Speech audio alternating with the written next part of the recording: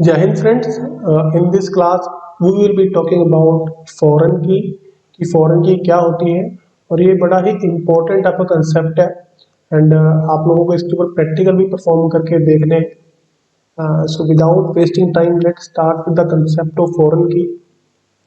तो फॉरेन की कंस्ट्रेंट क्या होता है, तो सबसे पहले तो हम इसकी डेफिनेशन पढ़ लेते हैं। ठीक है, डेफिनेशन पढ़ने से पहले मैं बता देता हूँ कि जो फॉरेन की है, it is use to establish the relationship between two tables. ठीक है, दो टेबल्स के बीच में कोई रिलेशन बनाने के लिए हम जो है फॉरेन की का इस्तेमाल करते हैं इन बेसिक टर्म्स। ठीक है, okay. Now let's start with the discussion of कि व्हाट फॉरेन की होती क्या है। A foreign key represent relationship between tables, ये बात अभी हमने डिस्कस करी है। Okay, a foreign key is a column और a group of column whose values are derived from the primary key or unique key of some other table।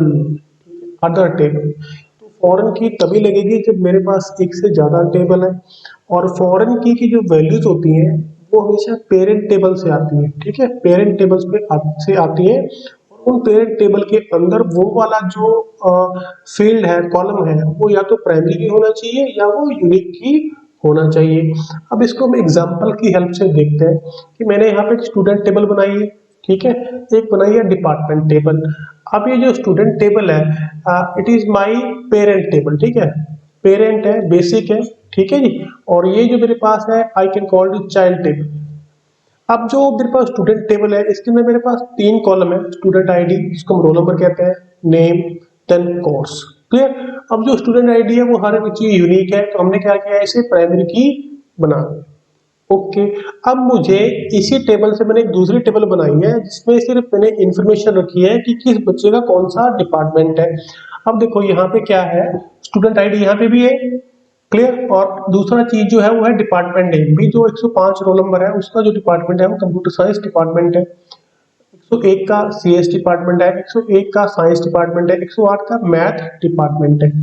Okay, अब ये बात ध्यान रखो कि जो मेरे पास बेस टेबल है स्टूडेंट वाली, इसकी जो ये वाला कॉलम है, we have made it a primary key. इसको हमने क्या बना दिया है, प्राइमरी की। अब यही वैल्यूज, क्योंकि बेस टेबल है, यही वैल्यूज मेरी कहां पे जाएंगी, इसके अंदर। ठीक है, अब क्योंकि ये सारी वैल्यू कहां से उठा रहा है, कहीं और से उठा रहा है, मतलब फॉरेन कंट्री से, एक तरह से फॉरेन कंट्री से उठा रहा है, तो इसलिए इसे बोलते हैं फॉरेन की। कि ये जो वैल्यूज है ना, ये वाली सारी सारी these values should be taken from this particular column. ठीक है, इसलिए इसको बोलते हैं फॉरेन की। और ये फॉरेन की शुड बी द प्राइमरी की और द यूनिक की of the base table. Clear. Okay, अब देखो यहां पे सपोज करो आपने फॉरेन की बनाई है and you try to insert a student with roll number 110। अब देखो 110 जो है वो यहाँ पे कहीं पे एग्जिस्ट नहीं करता, it does not exist here. तो in that case this value can not be inserted, it can not be inserted into this table, because यहाँ पे सिर्फ वही वैल्यू आ सकती है जो कि बेस टेबल के अंदर एग्जिस्ट करती है। अगर वहां पे कोई वैल्यू नहीं है तो हम उसको यहाँ पे नहीं डाल सकते। We can not enter that value at this point of time. Foreign key क्यों बोलते हैं, क्योंकि ये जो अपनी वैल्यूज है ये कहां से मंगवाता है, किसी फॉरेन टेबल से। इस वाले टेबल से इसकी सारी वैल्यूज आती है, इसलिए इसको बोलते हैं फॉरेन की। ओके, अब इन सम टर्म जो बेस टेबल है इसको हम मास्टर टेबल भी बोलते हैं, we call it master table also. ठीक है, और प्राइमरी टेबल भी हम इसको बोल देते हैं। ओके, अब थोड़ा डेफिनेशन पे दोबारा जाते हैं। ये कहते हैं कि the table that defines the primary की और यूनिक की and is referenced by the foreign key is called the primary table और master table। तो हम इसकी बात कर रहे हैं यहाँ पे। It is the master table can be referenced in the foreign key attribute defined using references adverb if the name of the column is not specified by default। Oracle references the primary key in the master table. ठीक है जी, तो हम ये references keyword हम use करेंगे जब अभी हम एग्जांपल पढ़ेंगे, देन वी विल लर्न कि इस कीवर्ड को हमें कैसे यूज करना है। ठीक है, और इसकी हेल्प से हम जो है फॉरेन की क्रिएट करेंगे। और अगर हम कॉलम नहीं स्पेसिफाई करेंगे तो बाय डिफॉल्ट जो है वो बेस टेबल की, मास्टर टेबल की प्राइमरी की को एज ए फॉरेन की उठा लेता है। ओके, अब यहाँ पे दो चीजें हैं जो हमने नोट करनी है कि जो इंसर्ट और अपडेट ऑपरेशन है वो कैसे होएगा। अभी जैसे हमने डिस्कस किया था कि सपोज करो यहाँ पे आपने 110 इंसर्ट करना है, तो आप इसको इंसर्ट नहीं कर सकते। क्यों नहीं इंसर्ट कर सकते? क्योंकि ये वैल्यूज यहाँ पे एग्जिस्ट नहीं करती। सिमिलरली सपोज करो आप इस बच्ची का रोल नंबर चेंज करना चाहते हैं and you want to make it 115, आप इसको 115 करना चाहते हैं, आप इसको 115 भी नहीं कर सकते क्योंकि 115 यहाँ पे एग्जिस्ट नहीं करता है। ठीक है, तो यही वैल्यूज, यही बातें यहाँ पे हमने लिखी है। Clear? The existence of A foreign की implies that the table with foreign key is related to the master table from which the foreign key is derived. A foreign key must have corresponding primary key और unique key value in the master table, कि वो value master table के अंदर होनी चाहिए, तभी आप उसको इंसर्ट या अपडेट कर सकते हो, अदरवाइज इंसर्ट या अपडेट नहीं कर सकते हो। Next is delete operation on primary table. Okay, अब ये बात नोट करने के लायक है कि सपोज करो ये आपके पास प्राइमरी टेबल है, ठीक है, it is my primary table and I want to delete a student. मैंने 100 जो जिसका रोल नंबर 101 है इसको मैंने डिलीट करना है। देखो 101 यहाँ पे भी है और 101 यहाँ पे भी है, ठीक है जी। तो अगर मैं यहाँ से डिलीट करूंगा तो मुझे यहाँ से भी उसको डिलीट करना पड़ेगा, ठीक है। अगर यहां से डिलीट नहीं करूंगा तो हम इसको भी डिलीट नहीं कर पाएंगे, फाइन।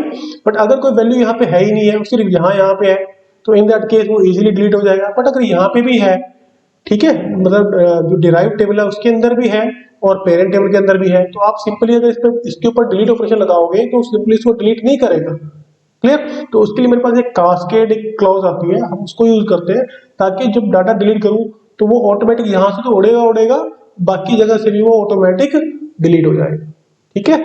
ओके, यहां पढ़ते हैं Oracle displays an error message if a user tries to delete a record in the master table when the corresponding record exist in the detail table. ठीक है, अभी जो डिराइव टेबल है उसके अंदर कोई वैल्यू है और वो पेरेंट टेबल के अंदर भी है और आप पेरेंट टेबल में से कुछ डिलीट करना चाहते हैं, you want to delete something from the parent table, तो पॉसिबल नहीं हो पाता, ठीक है, क्योंकि कुछ वैल्यूज आपकी डिराइव टेबल के अंदर भी एग्जिस्ट करती है। बट अगर आपने सच में डिलीट करना है, ठीक है, तो आप क्या कर सकते हो, you can use this option on delete cascade. जैसे आप ये करोगे, जैसे आप बेस टेबल से कुछ एंट्री को डिलीट करोगे तो ऑटोमेटिकली कॉरस्पॉन्डिंग सारी एंट्रीज आपकी डिराइव टेबल से डिलीट हो जाएंगी। इसका मतलब होता है कास्केड, वही सारा एक से दूसरे जो जुड़ा होता है, ठीक है। तो सारी आपने बेस टेबल पे कमांड चलाई डिलीट की, तो ऑटोमेटिक सारी वैल्यू जो यहाँ थी वो डिलीट आपकी हो जाएंगे। कहने का मतलब ये है कि सपोज आपने 101 को डिलीट करना है और आपने लिख दिया on delete cascade, on delete cascade. आप जैसे लिखोगे इन दैट केस ये तो डिलीट होगी, ये भी सारी ऑटोमेटिक डिलीट हो यहाँ से हो जाएगी। क्लियर? अब बात करते हैं कि कौन कौन से प्रिंसिपल्स जो हम फॉरेन की के ऊपर अप्लाई करते हैं या इसको जो उसका जो मीनिंग होता है। First of all it says rejects an insert or update of a value if corresponding value does not currently exist in the master table। तो भैया आपकी जो दूसरी टेबल है अगर उसके अंदर कोई वैल्यू डालनी है तो वो प्राइमरी टेबल के अंदर होनी चाहिए, तभी आप डाल पाओगे, अदरवाइज डाल नहीं पाओगे। दूसरा कहता है if on delete cascade option is set, delete operation in the master table will trigger the delete operation in the corresponding record in the detail table। अगर आपने on delete cascade लगा दिया और अगर आपने कोई प्राइमरी टेबल में से कुछ डिलीट किया तो कॉरस्पॉन्डिंग वाले सारे रिकॉर्ड आपकी डिराइव टेबल के अंदर से भी सारे जो है वो ऑटोमेटिक डिलीट हो जाएंगे।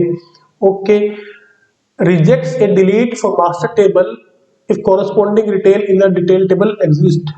अगर आपने ऑन डिलीट कास्केड नहीं लगाया है और आप प्राइमरी टेबल में से कुछ डिलीट करना चाहते हो, ठीक है, इन दैट केस आप मास्टर टेबल में से कुछ भी डिलीट नहीं कर पाओगे क्योंकि अभी कुछ एंट्री जो है वो डिराइव टेबल के अंदर भी आपकी पड़ी है, ठीक है जी, डिलीट। मस्ट रेफरेंस प्राइमरी की और यूनिक की इन प्राइमरी टेबल। फॉरेन की बनाने के लिए हमारे पास हम सिर्फ और सिर्फ प्राइमरी की या यूनिक की को ही रेफर कर सकते हैं, किसी साधारण कॉलम को हम कभी भी फॉरेन की नहीं बना सकते। Okay, will automatically reference primary key of the master table if no column or group of columns specified when creating a foreign key। अगर foreign key बनाते टाइम आपने किसी भी कॉलम का नाम नहीं लिखा है, ठीक है, तो बाय डिफॉल्ट वो पेरेंट टेबल की, मास्टर टेबल की प्राइमरी की को अज्यूम कर लेता है। Okay, requires that the foreign key columns and constraint columns have matching data type। तो जो प्राइमरी की का और जो फॉरेन की आप बनाओगे तो उनका जो डाटा टाइप है, जो डाटा टाइप है वो सेम होनी चाहिए, शुड बी सेम, अदरवाइज वो वर्क नहीं करेगा। Okay, may reference the same table name in create table statement. तो सेम टेबल को भी वो सर्कुलर वे में रेफर कर सकता है। So these are the basic rules of foreign key. So now we will discuss its syntax and examples. तो syntax हमने लिखा है यहाँ पे, तो you can see column name, data type, references, table name, column name and on delete cascade. अभी on delete cast जो है, कास्केड जो हमने स्क्वायर ब्रैकेट में लिखा है, इसका मतलब ये है कि it is optional. It means it is optional, कि आपकी मर्जी है आप इसको चलाओ या ना चलाओ। तो बनाते कैसे हैं, कॉलम नेम भी कौन से कॉलम को मैंने फॉरेन की बनाना है, उसका डाटा टाइप हमें लिखना पड़ेगा। देन हमें बताना पड़ेगा कि ये जो फॉरेन की आएगी कहां से, references table name, this is the table name from where the foreign key will be derived, जहां से हम इसको लेके आएंगे, ठीक है।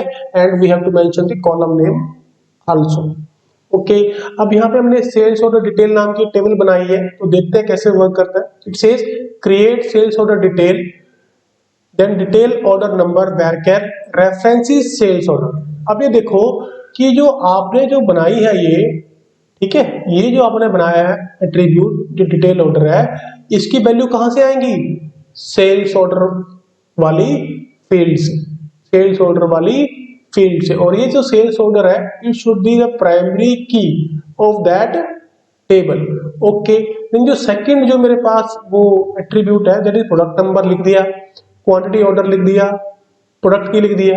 अब जो टेबल में बना रहा हूं इसकी मैंने प्राइमरी की बना दी। प्राइमरी की में क्या लिखा है, detail order and product number, इनकी मैंने लेके एक कंपोजिट की यहाँ पे बना दी है, ठीक है, कंपोजिट की यहाँ पे बना दी है। तो इस टेबल के अंदर ये जो डिटेल ऑर्डर है ये तो बन गई मेरे पास फॉरेन की, और एक ही खुद से मैंने बनाई है प्राइमरी की। बाकी जो एट्रीब्यूट्स है वो नॉर्मल एट्रीब्यूट्स है मेरे पास।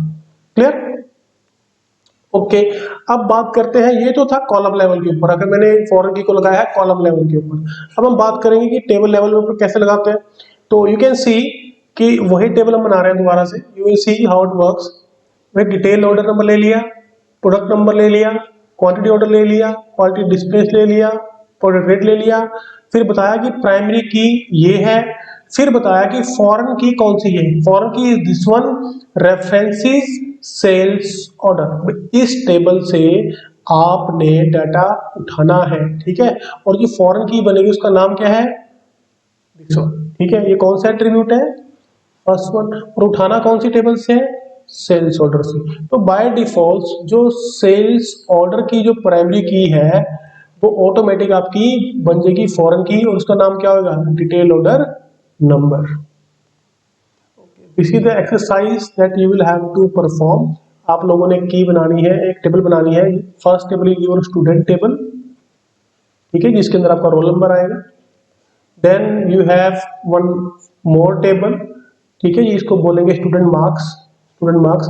इसके अंदर क्या होगा, जो आपका रोल नंबर है दैट विल बी फॉरेन की। कहने का मतलब ये है कि जो रोल नंबर की वैल्यूज आएंगी वो कहां से आएंगी, यहाँ से आएंगी। एंड देन आपने यहाँ पे क्या डालना है, बच्चे के मार्क्स डालना है। रोल नंबर 1 के मार्क्स 100 थे, 2 के 50 थे, 3 के 60 थे। जो बेस टेबल है उसके अंदर क्या आएगा, roll number, name, address, father name, ये आप डाल सकते हो बेस टेबल के अंदर, स्टूडेंट टेबल के अंदर।